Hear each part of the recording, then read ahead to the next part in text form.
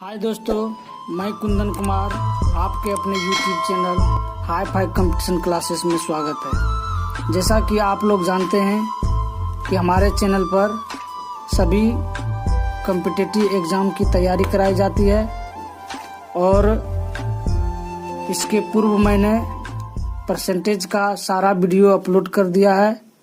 आप लोग उसको ज़रूर देखें और लाइक करें, उसका फ़ायदा लें और फ़ायदा आए तो दोस्तों के बीच एक बार अवश्य शेयर करें।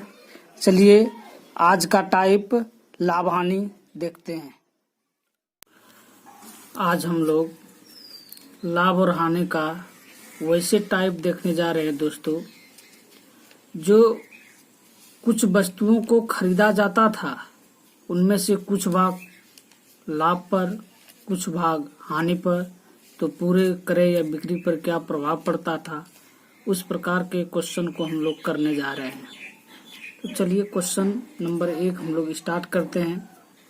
कहता है, एक आदमी कुछ वस्तुएं 5400 रुपये में खरीदता है और उनमें से 2/3 भाग को 5% लाभ पर बेचता है।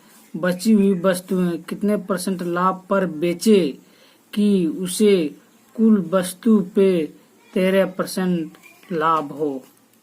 मित्रों, हम लोग ये 5400 जो देख रहे हैं, ये हम लोगों को सिर्फ बहकाने के लिए दिया गया है। इनका हम लोग कहीं यूज नहीं करेंगे। तो किसका यूज करेंगे, चलिए देखते हैं। कहता है कुछ वस्तुएं खरीदता है और उनमें से 2/3 भाग को 5% लाभ पर बेचता था। तो 2/3 भाग यानी कि 2/3 भाग को वो 5% लाभ पर बेचता था। तो 2 ये जो 3 भाग है, हम लोग पहले से जानते हैं कि नीचे वाला जो भाग होता है वो वास्तविक भाग होता है, कुल भाग होता है। तो कुल भाग हम लोगों का कितना है, कुल भाग 3। उनमें से 2 भाग को वो 5% लाभ पर बेचता है, यानी कि इसको 2 भाग में हम लोग बांट देते हैं, पहला भाग दूसरा भाग, यानी कि 2 भाग को वो बेचता है 5% के लाभ पर। तो बचा कितना भाग, 1 भाग। कहता है 1 भाग जो वो बचा है वो किस प्रकार से बेचे कि कुल वस्तु पे 13% का लाभ हो। तो चलिए हम लोग इसी प्रकार के क्वेश्चनों को करते हैं। तो 3 भाग हुआ, 2 भाग ये और 1 भाग ये, 3 भाग। कहता है 2/3 भाग को वो 5% लाभ पर बेचता है, यानी कि इनको वो जो बेच रहा है 5% लाभ पर बेचता है। कहता है बची हुई वस्तुएं कितने % लाभ पर बेचे कि उसे कुल वस्तु पे 13% का लाभ हो।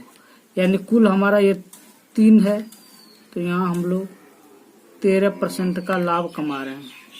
अब कहता है वो जो बचा हुआ भाग है वो कितने % लाभ पर बेचे। तो मित्रों हम लोग जान नहीं रहे हैं, उसी को फाइंड आउट करना है। इसको मान लेते हैं हम X% के लाभ पर बेच रहे हैं। तो देखिए अब क्या होता है, 1 गुना X% प्लस चिन्ह है, प्लस दिए, 5 दूनी 10% हुआ, और 13 39। देखिए 39% कुल हुआ। पहला भाग को वो 10% लाभ पर और दूसरे भाग को वो कितने लाभ पर बेचा, इसी को फाइंड आउट करना है।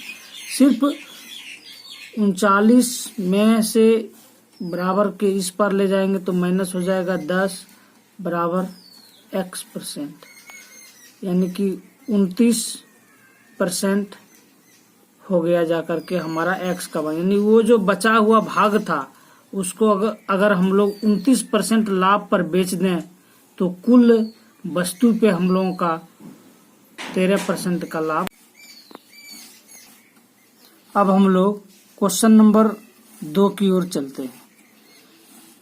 कहता है एक आदमी कुछ वस्तुएं इतना रुपये में खरीदता है, उनमें से उसका 3/8 भाग 12% लाभ पर बेचता है।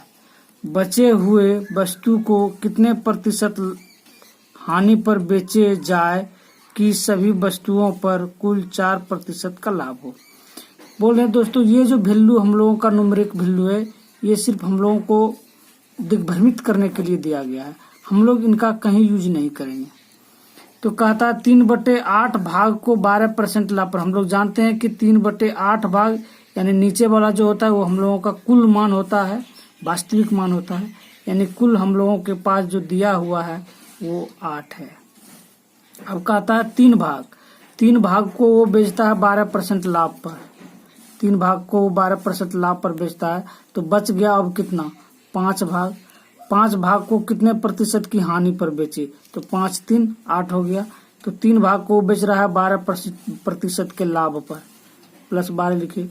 कहता है जो बचा हुआ है उनको कितने प्रतिशत हानि पर बेचे कि सभी वस्तुओं पर 4% का लाभ हो जाए, यानी कि हानि पर। मान लेते हैं हम लोग X% की हानि पर बेच रहे हैं, तो जब हानि होती है तो हम लोग माइनस का यूज करते हैं दोस्तों। कहता कुल वस्तुओं पर 4% का लाभ हो, तो यहाँ हम लोग 4% का लाभ कमा रहे हैं कुल पे। अब हम इनको सॉल्व कर देते हैं और बड़ी आसानी से हम लोग इसका आंसर फाइंड आउट कर लेते हैं। तो 8 चौके 32%, 12 तिया 36%, माइनस 5x%। इसको जैसे ही हम लोग इस पार ले आते हैं तो 32 में से माइनस 36 होगा, माइनस 4% हो जाएगा, माइनस 5x%। माइनस से माइनस कैंसिल आउट हो गया, 4/5%, यानी x का जो मान आ गया हम लोगों का वो आ गया 4/5%। यानी कि जो बची हुई वस्तु था वो 5 भाग, उनको हम लोग अगर 4/5% हानि पर बेच देते तब पर भी हम लोगों को कुल वस्तु पर 4% का लाभ हो जाता है। तो आंसर हो गया 4/5। चलिए दोस्तों, अगर वीडियो अच्छा लगता है तो एक लाइक और सब्सक्राइब जरूर कर दें। चलिए क्वेश्चन नंबर 3 को देखते हैं। कहता है एक आदमी ने कुछ वस्तुएं 4000 रुपये में खरीदता है, उसमें से 3/5 भाग को 20% लाभ पर बेच देता है, बचे हुए वस्तुओं को 10% लाभ पर बेचा जाए तो उसे सभी वस्तुओं पर कुल लाभ क्या होगा। अब की बार दोनों भाग को वो कुछ न कुछ लाभ पर बेचा है और टोटल वस्तु पे हम लोगों का लाभ पूछा गया है। तो हम लोग फिर से एक बार याद दिला दें कि ये जो न्यूमेरिक वैल्यू है ये हम लोगों को दिग्भ्रमित करने के लिए दिया गया है। इनसे भी हम बना सकते हैं, लेकिन जब इनका हम यूज करने लगेंगे तो हम लोग जितने समय में चाहिए है क्वेश्चन को हल करने के लिए उतने समय में नहीं कर पाएंगे। तो 3/5 भाग को 20% लाभ पर बेचता है, तो पहले भी बता दिए थे कि नीचे वाला भाग जो होता है वो पूरा मान होता है, कुल मान होता है। तो कुल जो दिया हुआ है हम लोगों को वो 5 दिया हुआ है, तो पहला भाग को वो 3 जो है वो कितने प्रतिशत लाभ पर बेचा जा रहा है, 20% के लाभ पर बेचा जा रहा है, बेच देता है। बचे हुए वस्तुओं को 10% लाभ पर, 5 में से 3 को तो वो बेच दिया है, दूसरी जो बचेगी वो 2 बचेगी, 2 भाग को वो 10% के लाभ पर बेचा जा रहा है, तो प्लस 10 दे दिए। तो 5 3 2 5। अब कहता है कि कुल वस्तुओं पर हम लोगों को क्या हुआ, तो मान लेते हैं कि कुल वस्तुओं को हम लोगों को X% का लाभ हो जा रहा है। इसको हम लोग हल कर लेते हैं। 10 दूनी 20% हुआ दोस्तों, प्लस 20 तिया 60% हुआ और 5x% हुआ। तो 5x% बराबर कितना हो गया, 20% और 60%, 80% हो गया।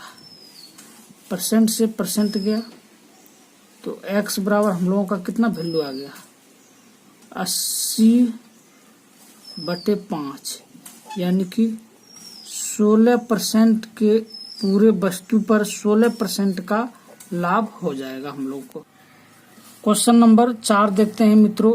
ये कुछ अलग प्रकार का क्वेश्चन है जो कि कुछ स्टूडेंट के द्वारा पूछा गया था और बहुत बेहतरीन क्वेश्चन है। इसे हम लोग हल करते हैं।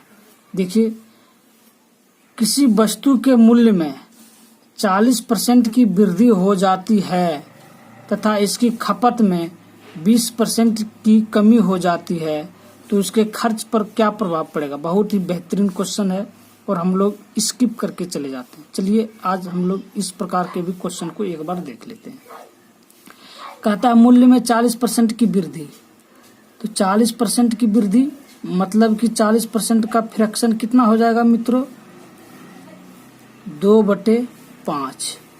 यानी कि मूल्य पहले जो इनिशियल मूल्य था वो हम लोगों का 5 था और उसमें से 40% की वृद्धि हो जा रही है। यानी फाइनल मूल्य हम लोगों का कितना हो जा रहा है, फाइनल मूल्य हम लोगों का 7 रुपया हो जा रहा है। कहता है इसकी खपत में 20% की कमी हो जाती है। यानी फिर हम लोग 20% का फ्रैक्शन निकाल लेते हैं तो 1/5 हुआ। तो यदि पहले हम लोग 5 रुपया खर्च कर लेते थे, पहले अगर हम लोग 5 केजी खपत कर लेते थे तो 20% की कमी होने पर यानी कि 1 कम खर्च कर पा रहे हैं। यानी कि अब हम लोग खर्च कर रहे हैं 4 केजी सिर्फ। यानी पहले अगर 5 रुपया पर केजी था तो हम लोग 5 केजी खपत कर पा रहे थे। फाइनल में जब मूल्य बढ़ने के बाद 7 रुपया प्रति केजी हो गया तो हम लोग 4 केजी खपत कर पा रहे हैं। तो टोटल मूल्य क्या हो गया, टोटल मूल्य हो गया जो वस्तु और गुने जो रेट होता है उसी से हम लोग कुल मूल्य निकाल लेते हैं। तो 25 हो गया हम लोगों का और 7 चौक 28 हो गया हम लोगों का।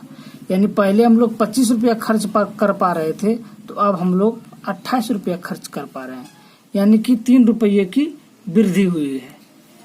तो 3 रुपये की वृद्धि हुई है किस पर, 25 पर हुई है।